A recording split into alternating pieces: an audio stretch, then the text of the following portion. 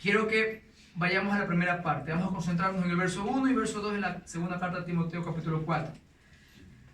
La Biblia nos habla de un encargo. Vamos a ver las implicaciones de ese encargo. Cuando leemos en el versículo 1, te encarezco delante de Dios y del Señor Jesucristo, que juzgará a los vivos y a los muertos en su manifestación y en su reino. Estamos hablando de que se le estaba dando la delegación de un encargo muy importante a Timoteo. ¿Qué es un encargo? Bueno, busqué en el diccionario, hermanos, y lo define como la encomienda o el hecho de dar responsabilidad de algo a alguien. Yo le pregunto a usted, tal vez usted encomendaría a su hijo a cualquier persona. No. Considere que su hijo está tal vez recién nacido, 1 año, 2 años, pequeño. No. Yo creo que en ese momento para usted, ese niño, sangre de su sangre, huesos de su hueso, es lo más importante. No se lo encomendaría a nadie, ¿no es cierto? Usted tal vez dejaría de trabajar, pero usted es el que lo cuida. Es suyo. Algo parecido pasa aquí. Se le había encomendado una labor muy importante, muy de peso, de gloria, diría yo, al joven Timoteo. Ahora, ¿quiénes eran testigos? ¿Quiénes valoraban o validaban o certificaban esa encomienda, ese encargo? Me gusta cómo lo define la Biblia de las Américas. Dice la Biblia de las Américas que en la presencia de Dios y de Cristo te encargo. Muy directo. ¿Usted recuerda que el ministro en su momento estaba hablando de refrendar los títulos? Sí. De notariar certificados, sí, diplomas. ¿Por qué hacían eso? Para un reconocimiento, tener una validación dentro de la iglesia mismo como ministros y discípulos y ordenados después de acuerdo a la palabra. Da un peso, ¿no es cierto? Claro. Era una validación de alguien con mayor autoridad, en este caso alguien natural, pero también había autoridades espirituales tras eso. Mucho más aquí, miren, no es un hombre. La encomienda era delante de testigos supremos, del creador de los cielos y de la tierra, del Padre y del Hijo, Dios. La encomienda que se le estaba dando a Timoteo era sencillamente delante de Dios, validada por Dios. Es como cuando Pablo escribe sus cartas y de repente dice, yo apóstol de Jesucristo por orden del Padre. Sus credenciales, claro, lo validaban, lo habilitaban para hacer lo que hacían. En este caso es lo mismo con Timoteo. La encomienda que se le había dado era certificada, notariada, refrendada, todas las palabras que usted quiera, de parte de Dios y de Jesucristo. Amén. Ahora, podemos decir, wow, ¿en qué se metió Timoteo? Joven y tremenda encomienda. Sin embargo, este joven, creyente Timoteo, no se detuvo ante eso. Tampoco Pablo. Él sigue aclarándole los hechos. Mira lo que dice el verso 2. Que prediques la palabra, que instes a tiempo y fuera de tiempo. Hasta ahí. Pero, ¿alguien se ha dado cuenta del tiempo o la vigencia de este encargo? Estamos entendiendo que el cargo tiene que ver con predicar, con enseñar la palabra, que lo vas a hacer delante de Dios, delante de Jesucristo. Pero el tiempo, le cuento que aquí entra en vigencia lo que vivió Timoteo y aún lo que vivimos nosotros. ¿Sabe por qué? Dice la palabra del Señor que esto es delante de Dios, quien juzgará a los vivos y a los muertos en su manifestación y en su reino. ¿Qué podemos entender de eso? Mire, cuando no venía el Señor Jesucristo, usted y yo estábamos de cierto modo tranquilos. No había de cierto modo una regulación en cuanto a cómo proceder, más que la ley de Moisés para los judíos, sí, no para los gentiles. De esto quiero que hagamos una referencia para tenerlo más claro en el libro de los Hechos. Hechos capítulo 17, verso 30-31 dice, el mismo apóstol Pablo, pero Dios, habiendo pasado por alto los tiempos de esta ignorancia, ahora manda a todos los hombres en todo lugar que se arrepientan, por cuanto ha establecido un día en el cual juzgará al mundo con justicia, por aquel varón a quien designó, dando fe a todos con haberle levantado de los muertos. Pablo estaba predicando en Atenas. ¿Se acuerdan? Sí. La estatua del Dios no conocido. Y él comienza a hacer referencia a esto y dice, ok, a ese les vamos a predicar. Y sepan que Dios les ha pasado y lo digo, lo mismo pasa hoy, ha pasado por alto la ignorancia. Al pecador, ni su propia conciencia muchas veces lo condena, hasta que de repente se para alguien valiente como usted y como yo en la autoridad del Señor y le dice, hey, estás en un camino que te lleva a muerte. Cristo es tu único medio de salvación. Arrepiéntate, cree en Él para que tengas perdón de pecados y vida eterna. Y es lo mismo que predicó Pablo y es el mismo anuncio que hoy tenemos todos nosotros. Y el mismo encargo que se dio a Timoteo.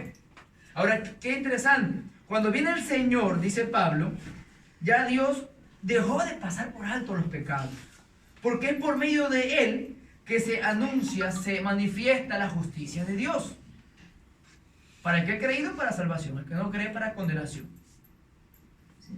Y eso de ahí es lo que hace referencia aquí cuando dice su manifestación, su reino. Cuando Pablo le escribe a Timoteo que este encargo tiene esa vigencia desde su manifestación, su reino, estamos hablando desde que vino Jesús, eso es lo que debes predicar, eso es lo que va a libertar a los hombres todos por igual, esclavos del pecado y condenados. ¿Y hasta cuándo debes hacerlo? Hasta que el Señor venga. Porque cuando venga a reinar, recuerden que vino por primera vez ¿a qué? A entregar su vida en calidad de cordero, el cordero pascual. Dijo Juan el Bautista, he aquí el cordero de Dios, que quita el pecado del mundo. Pero cuando venga, ya no vendrá como un cordero, sino como el Rey de Reyes y Señor de Señores. Amén. Y dará su recompensa A los justos. a todos por sus obras. Amén. Para los cristianos tenemos esa obra perfecta que es la cruz del Calvario, quien hemos creído y confiado. Y Él guarda nuestro depósito, dijo Pablo, yo sé en quién he creído. Pero en todo caso, el anuncio era el mismo, que debía proseguir ¿hasta cuándo? Hasta que el Señor venga. ¿Eso qué quiere decir? Que usted y yo nos encontramos en la misma encomienda que le fue dada a Timoteo. ¿Por qué? Porque Timoteo ya dejó de existir en cuanto al cuerpo se refiere. Pero la encomienda sigue hasta que el Señor venga. Así es. ¿Se da cuenta? Ahora, lo mismo va para nosotros. Delante del Señor ese es el encargo. Y es un gran encargo. La vigencia la tenemos. Es en el tiempo de Jesús. Desde su manifestación hasta que Él venga. Ahora, pero ¿qué nomás comprende ese encargo? Aquí hay algunas claves. O versos que nos ayudan a entender un poco mejor la encomienda. Porque sí, ok, hay que predicar las buenas nuevas, que el Señor vino por los pecadores. Amén, gloria a Dios por eso. Pero vamos un poco más allá. Dice la palabra del Señor, que prediques, que instes a tiempo y fuera de tiempo, que redargullas, que reprendas, que exhortes con toda paciencia y doctrina. Vuelvo a usar otra versión. Dios habla hoy. Me encanta. Mire, dice que predique la palabra. Desde ahí, seamos claros. No es lo que la hermana Rocío, la hermana Elizabeth o yo piense. Es la palabra de Dios. ¿Sí? Prediques la palabra. Es como que el Señor te dijera mi palabra, mi obra, no la tuya. Segundo, la versión Dios habla hoy dice que insistas. Instes, dice la versión Reina Valera. Insistas. ¿Qué quiere decir eso? Que no te rindas, que avances, que sigas. Que va a ser difícil. Persevera, insiste, dale, esfuérzate. Convence. Otra palabra que también ayuda a entender lo que el Señor espera de nosotros. Convence. Ah, no, es que mira, yo creo en Dios. Tienes que ser ágil en palabra. Él es bueno. Yo le alabo. No, hermano, o sea, dale tu pasión, tu vida. Habla del Dios que amas, al Dios que sirves, al que te vivificó cuando estabas muerto. Gloria a Dios. ¿Sí?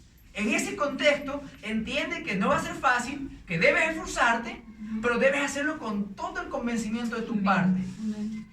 Porque Dios se esforzó para alcanzar tu alma. Sí. Él no escatimó nada. Él te convenció pagando un precio muy alto. Amén, gloria a Dios. Ahora, dice, reprende, anima o exhorta. Más comúnmente usado en la Reina Valera. Hermanos, esto va, sí, para el incrédulo, pero también para la iglesia. Recuerden que en este caso Timoteo estaba ministrando a una iglesia, o a las iglesias en Efesios. ¿Sí? Y cuando dice anima, reprende, ¿qué quiere decir con eso? Que la iglesia no es perfecta. Que debe haber gente espiritual que debe restaurar, animar, exhortar, corregir a los hermanos más neófitos. El hermano espiritual debe restaurar al más neófito, al que recién comienza la fe. Y eso no es para perdición, sino para levantarlo, para afirmarlo. para llevarlo, en una palabra, a la madurez. Cada vez que se acerque más a la estatura de Dios, de Cristo. de Cristo. Amén. Gloria a Dios. Ahora, vamos al verso 3 y 4. ¿Ya? Debemos perseverar en esto, correcto. Pero el verso 3 y 4 nos da otra luz en esta labor que el Señor nos encomienda. Dice el verso 3 y 4 de la segunda carta a Timoteo: porque vendrán tiempo cuando no sufrirán la sana doctrina, sino que teniendo comezón de oír, se amontonarán maestros conforme a sus propias concupiscencias. Hasta ahí. Yo he titulado esta parte los peligros alrededor del Evangelio. Mire, hay cosas que nunca cambian. El todopoderoso Evangelio del Señor, que es el mensaje de Cristo mismo, que es la vida de Cristo mismo fluyendo a través de la iglesia para alcanzar a otros, no ha cambiado. Ah, no, sí, que mira, hay que hacerlo diferente. Tal vez la forma puede llegar a cambiar un poco, pero el mensaje jamás. Es el mismo mensaje de ayer, hoy y siempre. Amén. Ahora, los peligros alrededor de tampoco van a cambiar. El enemigo es muy astuto. Dice la Escritura que anda como un león rugiente buscando a quien devorar. Amén. Pero él sigue siendo padre de mentira y esa va a ser una de sus artimañas más grandes.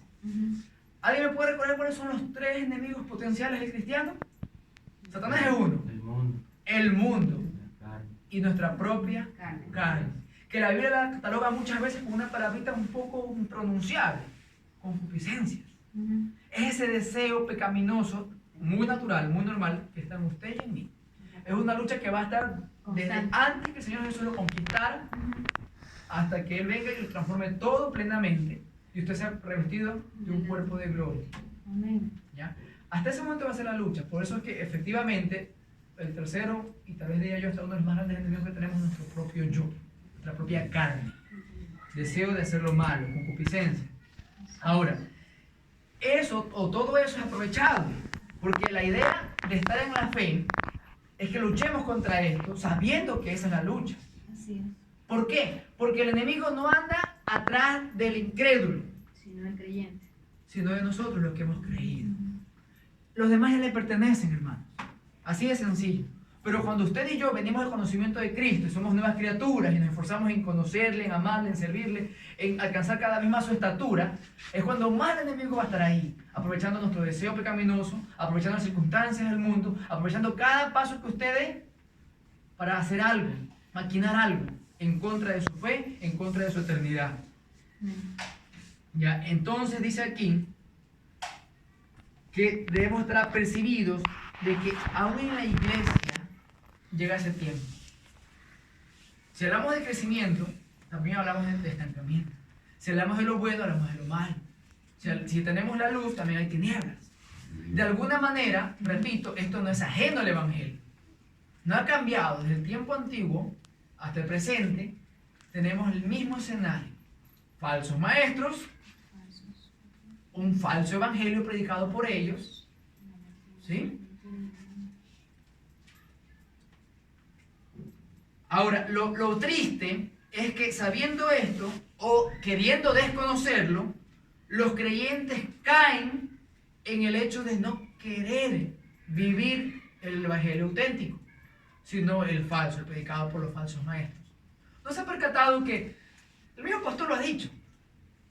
Acá hay noche de sanación, acá hay comelona, acá hay fiesta evangélica, y ponen unos títulos más pomposos, más exuberantes, y ahí se llena así la gente, el pueblo creyente.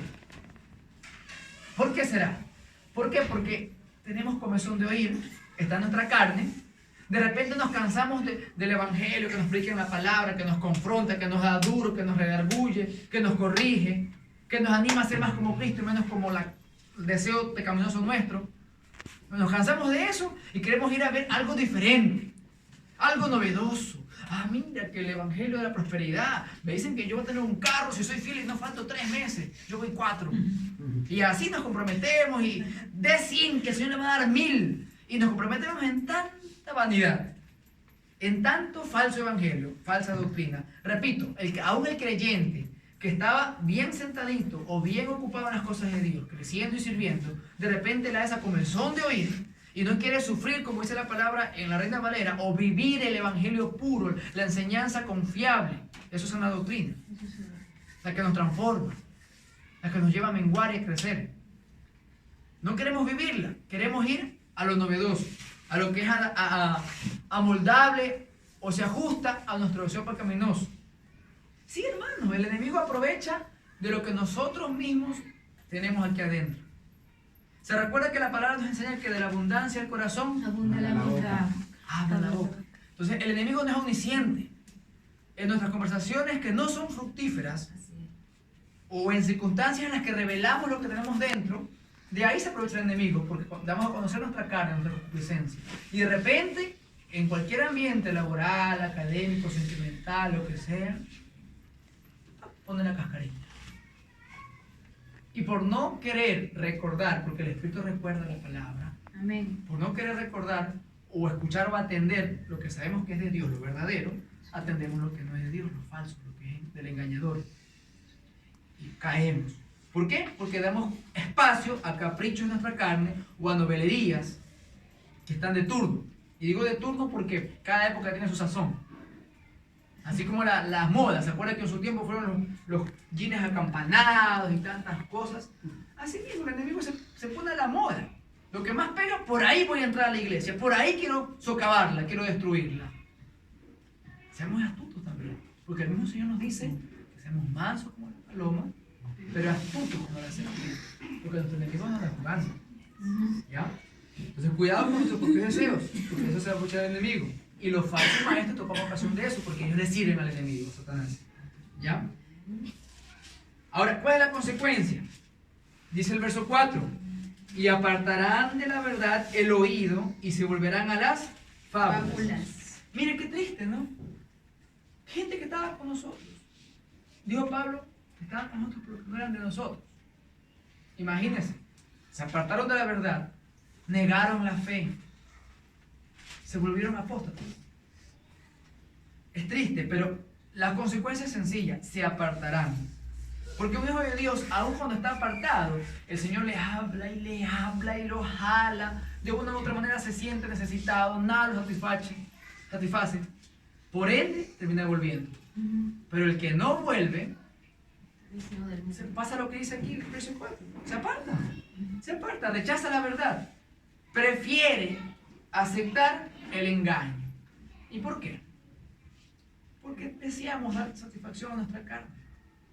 A la final pensamos que tal vez ese carro, tal vez esa casa, tal vez ese ingreso mensual, tal vez esa mujer o ese hombre va a llenar el espacio que solo Dios puede llenar. No. Estamos muy equivocados.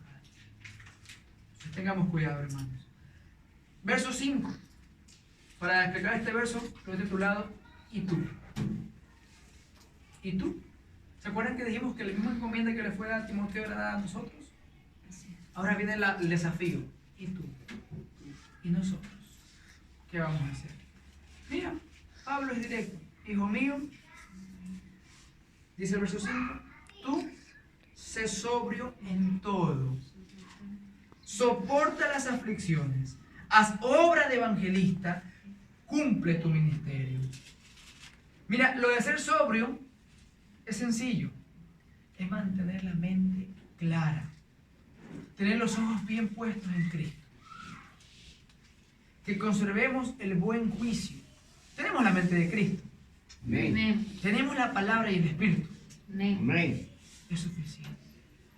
Para mantenernos sobrios, leyendo la palabra, recordándola, hable que sea su tema principal de conversación, usted va a estar sobrio. Ahora, esto no es fácil, repito. Nosotros debemos mantenernos con la mente clara, ¿cómo? Viendo a Cristo. Ah, no, sí, que mi jefe me insultó, que le pasa, que se ha creído. No. Hay una parte en la que dice que nos sometemos a las autoridades. O sea, no porque yo le levante la voz o le devuelva el insulto, yo gano.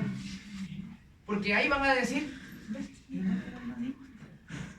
Más bien calla, ora, espera en el Señor. Él te da la oportunidad para que tú lo cojas al frío y le digas, ¿qué le pasó, jefe? ¿Por qué me insultó? Eso no es correcto. Y así solito va a ver cómo cae a los pies de Cristo. ¿Por qué? Porque usted no procedió como el 99% de la gente lo hubiera hecho. Sí. Dios puede obrar de esa y de muchas maneras más. Hay que ser muy audaz para ganar una alma. ¿Y sabe por qué se lo digo? Porque lo que sigue a continuación de ser sobrio, ¿qué es? Soporta las aflicciones. Le cuento que si usted y yo no sufrimos, no somos hijos de Dios. Eso es una marca del creyente. Es parte de la identidad del cristiano. Si usted rechaza el sufrimiento, usted está rechazando todas las riquezas y la plenitud que le esperan en Cristo. ¿Sabe por qué? Porque el Señor dijo, en este mundo Tendréis tendréis aflicción. No todo va a ser aflicción, pero de cierto vendrá la aflicción. Así que usted y yo somos llamados a no rechazarla. Porque también eso es otro de los medios por los cuales Dios lo hace madurar en el Señor, para que usted sea más espiritual que carnal. Y para que podamos vivir conforme a la voluntad de Dios. Conforme a la santa voluntad de Dios. Así que cuando vengan las aflicciones, por supuesto, recíbanlas. No se rebelen. Recuerda el galardón. ¿Se acuerda de Job? Amén. Tremendo, ¿no? Poderoso esa vida, ¿no? Así Pero es. él no rechazó el dolor. Dios está al control, recuérdalo siempre, Él es soberano. Amén. Ahora, la última parte dice la otra versión, Dios habla hoy, ocúpate o dedícate, en vez de la que dice aquí, a obra de evangelista. Yo le pregunto algo, ¿es necesario tener el don para hacer obra de evangelista? No. Es muy diferente. Así es. Una vez el pastor hablaba de las posiciones que Dios da a sus hijos. A usted le puede dar el don de la adoración. Tremenda adoradora. Usted adora en espíritu y en verdad y la congregación lo sigue a una adoración tremenda, un quebrantamiento. La hermana Elizabeth en oración también lleva a la iglesia a un punto de encuentro con Dios, a un quebrantamiento tan íntimo donde toca las fibras de su corazón y usted recibe palabra y es vivificado. Gloria a Dios. Pero le cuento que toda la iglesia, desde el niño chiquito que se convirtió ayer hasta el anciano que tiene 90 años en el evangelio, es llamado a hacer obra de evangelista. No a ser evangelista. Dios sabrá quién le da ese don. Pero la obra, la labor de evangelista, de anunciar las virtudes de aquel quien nos amó y murió por nosotros, de Cristo Jesús, es para todos. ¿Cómo se llama eso? La gran comisión. Ningún creyente está exento. Porque aún el que está en la clínica hospitalizado, casi vegetal, se le da su palabra al otro enfermo. Así que usted no puede callarse, ni yo callar. Teniendo eso en mente, yo le quiero hacer una última reflexión. Un celular. Si usted invierte dinero a gusto suyo, para tener un celular bonito, Dios sabrá lo que usted cataloga como bonito, que es muy diferente a funcional. Así es. Pero usted decide gastar ese dinero. Usted lo gasta, lo compra y lo guarda para que nadie lo vea, no se gasten las teclas, no se me vaya a caer, se me vaya a romper. O usted decide sacarlo, usarlo. Tal vez no sabe ni siquiera todo el potencial y las funciones que tiene, pero lo quiere usar. Así es. ¿Sí, no? Sí. Los segundos, ¿no es cierto? Sí. Ya. Lo guardas. En todo caso, ¿por qué pasa eso? Porque usted le metió corazón a un precio. ¿No es cierto? Y por último, repito, usted tal vez no sabe ni siquiera cómo usar todo lo que tiene ahí en las funciones, ¿no? Pero usted se contenta con la llamada, con el YouTube, con el WhatsApp, con el Facebook y ahí está que le da vueltas a las mismas cosas, ¿no? A pesar de que el celular que cuesta $100 hace lo mismo que el que cuesta $1000. ¿Ya? Ahora, yo le hago caer en cuenta de algo. Si así razonamos en lo natural, mucho más en lo espiritual. Muchísimo más en lo espiritual. Porque la encomienda es de alto valor. Dijo alguna ocasión Pablo también, peso de gloria. En esa encomienda hay un peso de gloria. Si usted decide confiar en el Señor para aprovechar cualquier oportunidad y circunstancia y cumplir su ministerio, como dice Pablo, usted va a tener gran galardón esperándole. En esta vida y en la venidera, en la eterna. Porque el Señor no es deudor de nadie. Ese es el desafío. Y quiero animarlo con un caso bíblico, donde la primera iglesia, o los primeros, no voy a decir evangelistas, los que primero se atrevieron a hacer obra de evangelistas sin importar circunstancias, vieron la gloria de Dios. Si usted desea, puede abrir la palabra del Señor en el libro de los Hechos, en el capítulo 5, del 17 en adelante. No lo voy a dar lectura con exactitud, pero voy a hacer referencia a esa historia. En ese entonces, el sumo sacerdote, con toda la cúpula de religiosos, de saduceos, había metido preso a Juan y a Pedro. ¿Por qué? Por hacer la obra evangelística, por anunciar que Cristo era el Señor y que solo en Él había perdón de pecados y vida eterna. Pero aún en esa circunstancia, en la cárcel, aparentemente derrotados, viene un ángel en la noche, les abre las puertas y los insta a perseverar. Salgan, enséñenles al pueblo el mensaje. Y ellos salieron, no con temor, no que, uy, ya me metieron a la cárcel, ahora sí yo me voy, porque después la segunda ya no me perdonan, me matan, seguro que me matan. No fue así, hermanos. Hicieron caso al llamado. Fueron valientes y volvieron a predicar. Gloria a Dios. Y al siguiente día, el líder religioso, el sumo sacerdote, convocando al concilio, manda a llamar pues a Pedro y a Juan, que estaban en la cárcel. Oh, sorpresa, ya no estaban más. Ya no sabían qué iba a suceder con estos cristianos. Estaban en el templo, seguían enseñando, seguían predicando. Llegó uno y les dijo eso. A los que tú buscas ahora están en el templo enseñando. No sabían qué hacer. Los traen y los amenazan. Los amenazan, hermanos, y les dicen, no les exhortamos que ya no prediquen más en ese nombre. ¿Y qué dijo Juan? ¿Qué dijo Pedro? No es necesario obedecer a Dios antes que a los hombres.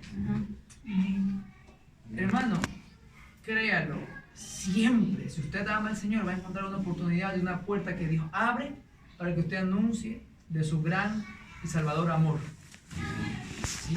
Jamás va a tener excusa delante del Señor, delante de quien no hay sombra de variación, no hay ni las tinieblas lo pueden esconder delante de Dios, porque delante de su santidad, de su hermosura, es como la luz del día. Aproveche cada oportunidad porque Dios va a pedir cuentas.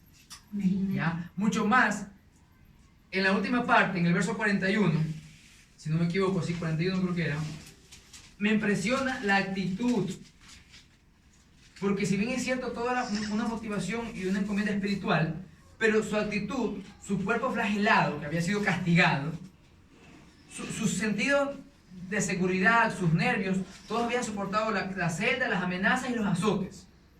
Pero ¿qué dice el verso 41? ¿Alguien le puede dar lectura? Y ellos salieron de la presencia del concilio gozosos de haber sido tenidos por dignos de padecer afrenta por causa del nombre. Imagínense. Salieron gozosos de ser castigados, de haber sido flagelados, amenazados, metidos en la cárcel por anunciar el Evangelio de Dios. ¿Cuánto usted y yo sufrimos por el Señor? Ellos se tuvieron por dignos de sufrir por el Señor. ¿Cuántas veces hemos abrazado a un mendigo, anunciado el mensaje a alguien que está sentado al lado de nosotros en la calle o en el trabajo o en un bus? Hermanos, no me responda, pero en su corazón usted sabe la respuesta. Y Dios dice, diga. Esa es nuestra razón de existir como cristianos. Esa es la identidad del cristiano. Vivir anunciando las virtudes de aquel que murió por nosotros. Si usted no lo está haciendo, si usted no está sufriendo el cumplimiento de ese encargo, yo lo animo a que comience a hacerlo, porque es una gran oportunidad, una gran bendición de Dios que usted tenga vida y que hoy escuche esta palabra en la que Dios lo quiere premiar si usted es obediente, si no es reacio. ¿Por qué? Porque, le repito, nada que usted pueda experimentar en esta vida, ni la mejor pareja del mundo, ni un hijo excelente en obediencia, ni un sueldo, wow, increíble, nada se va a comparar con la recompensa eterna que nos espera si decidimos obedecer con total abnegación y esfuerzo ante el llamado de Dios para con esta encomienda. Que el Señor nos ayude, amados siervos, porque definitivamente las implicaciones del solemne encargo son muchas, pero el acompañamiento y el esfuerzo que recibimos de parte de Dios también es mucho si decidimos ser fieles. Y descuidemos un poco del miedo que tal vez podamos tener de los peligros alrededor del anunciar el Evangelio, porque Dios está con nosotros. Y si Dios está con nosotros, ¿quién contra nosotros? Amén, gloria a Dios. Cállese de hacerlo a tiempo y fuera de tiempo, porque solamente Dios los va a fortalecer y a favorecer para hacer su voluntad. Amén. El resto debe las gracias y la gloria de Dios porque Él está delante de usted como poderoso gigante. Amén. Amén. Aleluya.